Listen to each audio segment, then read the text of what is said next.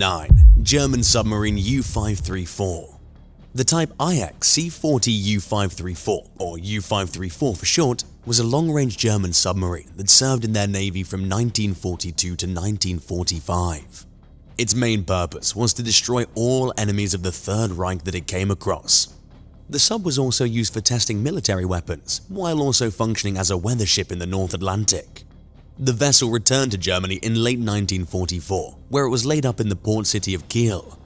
By the time the Germans had surrendered to the Allied forces on May 4, 1945, the U-534 had already left port again. A British Royal Air Force bomber sank it just one day later near the Danish island of Anholt. All 52 people on the sub managed to escape, and 49 of them survived the ordeal and were rescued. Experts have long since wondered where the submarine was headed when it got shot down, especially since it left port right around the time that the Germans initially surrendered. There was an Argentinian woman aboard, suggesting that the vessel may have been trying to get to South America. But no one will ever know for sure, since only the submarine's captain knew where it was truly going, and he took that secret to his grave. A Danish wreck diver named Aage Jensen rediscovered the U-534 in 1986 after rumors of a Nazi treasure on board started circulating. The ship was raised, and although it turned out to hold nothing of monetary worth, it offered a historically valuable glimpse back in time. 8. Cold War relics in the Caribbean. Outside of Cuba, it's extremely rare to find Cold War relics in the Caribbean region. One unique exception to this is the former Pearls Airport located along Grenada's northeastern coast. It functions today primarily as grazing land for nearby farm animals. Established in 1943, it was the country's first ever airport. During World War II, the Allies used the site for military aircraft. After the war, it was reverted back for civilian use, primarily serving under the name Leeward Islands Air Transport (LIAT), which transported people to and from other Caribbean islands. There was no major military activity at Pearls again until 1983, when US Marines captured the airport during the Americans' invasion of Grenada. In a mission codenamed Operation Urgent Fury, American troops took over the island within days with reinforcements from 6 Caribbean nations. The US invaded Grenada during the construction of the Morris Bishop International Airport, which was being built with the help from Cuba and the Soviet Union. These alleged communist connections are what first compelled the Americans to storm the coast. Supplies for the new airport were ferried into the country from Cuba to Pearls, where many abandoned aircraft from that time remain to this day. The property is home to an old Cubana Airlines plane and a Soviet crop duster, which were damaged during the invasion. Visitors can walk right onto the site and explore the aircraft if they're brave, but are told to be mindful of the cow and goat waste they're likely to spot on the property where livestock tend to roam. The former airport is also a touchy topic for some locals since it stirs up memories of the invasion, which left some deep emotional wounds, and tourists are asked to be respectful considering those sensitivities. 7. The Bismarck. Built during the late 1930s, the Bismarck was the most formidable warship in Europe for a brief period. Its short-lived glory ended though when it sank just 8 days into its maiden voyage. During the first few days of the mission to intercept Allied cargo ships carrying supplies to Britain, the vessel sank the legendary British flagship known as the HMS Hood. The English were infuriated by this and sent the British Atlantic Navy after the Bismarck, with instructions to attack with full force. An all-out battle then began, and the British won while the Bismarck sank deep down to the ocean floor. It remained missing until 1989, when Robert Ballard, the same oceanographer who famously discovered the Titanic shipwreck, located the Bismarck's remains. The sunken ship was in shockingly pristine condition, with the swastikas that were painted on it shortly after its construction still clearly visible. What's even more surprising is the fact that the vessel was still largely intact even after landing on top of an underwater volcano and tumbling 2/3 of the way down the 3,300-foot slope. The hull was still intact, indicating that the Bismarck had completely flooded before it sank to this point. Otherwise, the hull would have imploded from the immense pressure of the surrounding water. Would you ever deep-sea dive to a shipwreck? Tell us in the comments and hit subscribe while you're at it. 6. HMS Pandora. Launched in 1779, the British Royal Navy ship HMS Pandora went down in history for capturing 14 mutineers in the South Pacific conflict, who'd taken control of another Royal Navy vessel called the HMS Bounty. Shortly into its return voyage to Britain back in 1791, the Pandora ran aground on the outer reaches of the Great Barrier Reef. It sank the next morning, killing 31 crew members and 4 of the Bounty mutineers that were on board. Colonial officials in New South Wales, Australia didn't even try to salvage the wreck. Because of this, it became lost to history until 1977, when a trio of explorers found the sunken ship. The Pandora quickly became famous as one of the most significant wrecks in all of the Southern Hemisphere. Archaeologists from the Queensland Museum carried out several excavations at the site between 1983 and 1999. The team found skeletal remains for several crew members along with fancy shoe buckles, buttons, wax seals, and a one-of-a-kind 18th century stamp that belonged to the ship's first lieutenant, John Larkin. They managed to dig up a portion of the wreck, but much of the vessel remains buried underneath what the marine archaeologist Peter Gesner described as a marine Pompeii.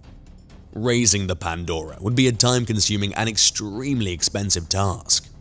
The price of recovering the copper-sheathed hull alone was estimated around $60 million in 1998, and it would undoubtedly cost much more now.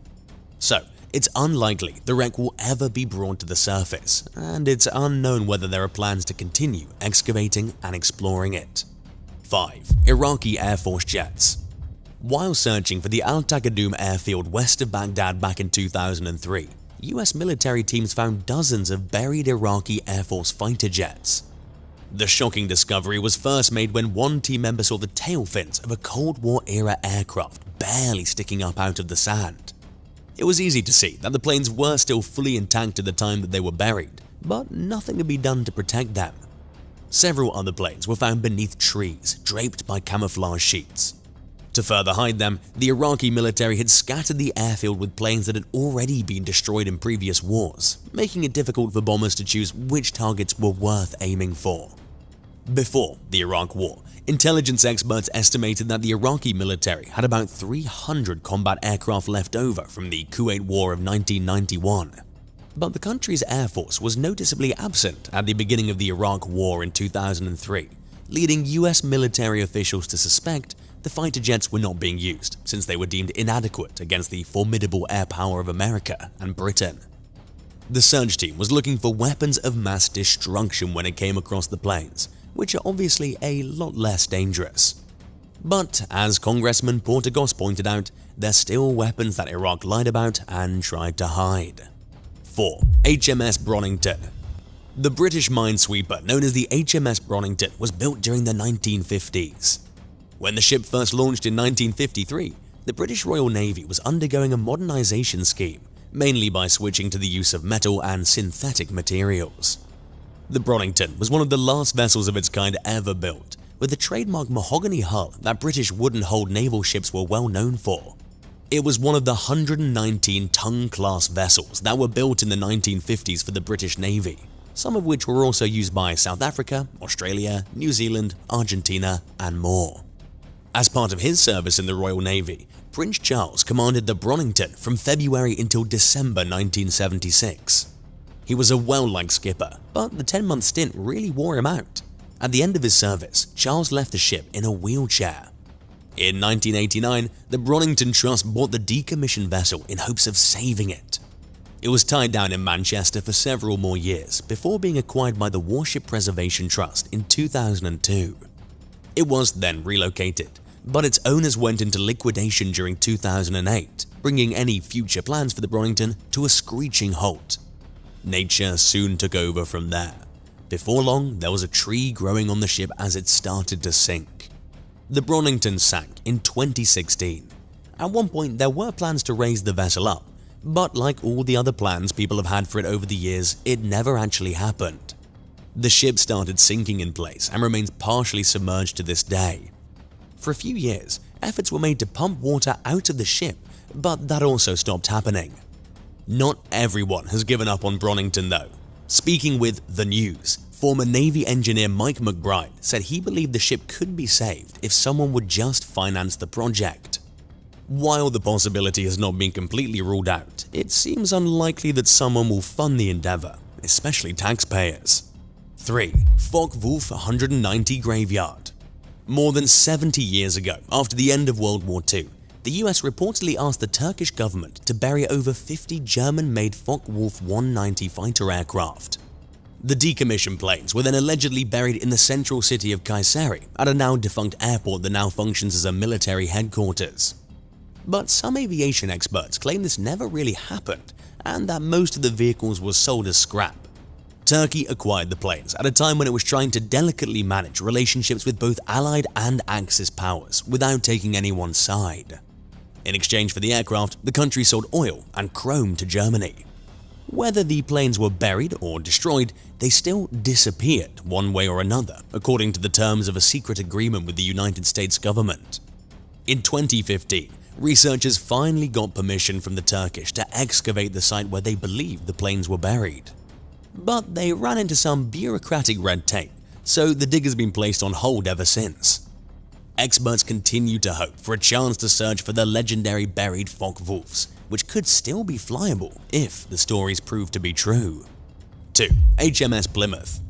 Back in 1982, Britain and Argentina went head-to-head in a 10-week-long territorial conflict referred to as the Falklands War. One of the most important vessels the British military had at the time was a ship named the HMS Plymouth. Soldiers used this vessel to launch helicopters and bombs at the Argentine forces, and their enemy struck back.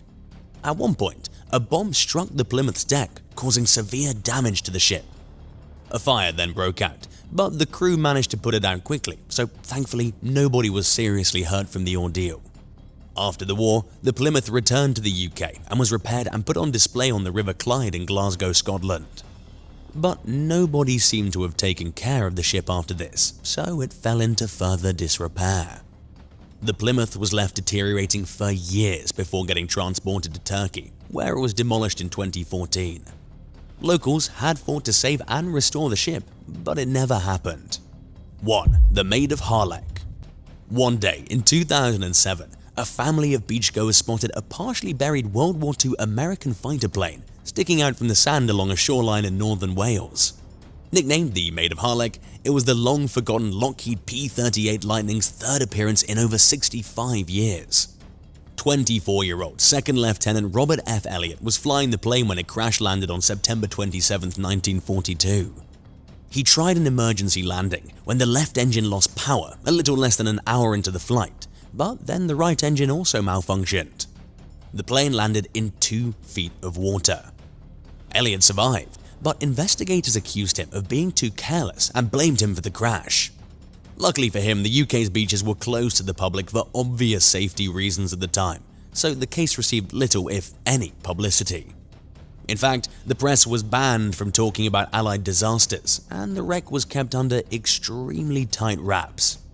There's no evidence that any beach visitors saw the wreck after the shores reopened, and authorities have always kept its location quiet to prevent people from interfering with it. The aircraft's guns have since been removed, but it still carries its fuel load. The Maid of Harlech wasn't seen again until the 1970s, when it was partially uncovered from 6.5 feet of sand. It appeared once more in 2007 and in 2014. If you're hoping to catch a first-hand glimpse of this World War II relic, good luck even finding it. You would need perfect timing considering shifting sands and waters, and its location has remained a closely guarded secret. During the Maid of Harlech's most recent 120-day appearance, local aviation historian Matt Rimmer remained on guard to make sure nobody interfered with it. Thanks for watching. Which one of these mysterious abandoned war machines shocked you the most? Tell us in the comments below and don't forget to subscribe. See you next time. Bye.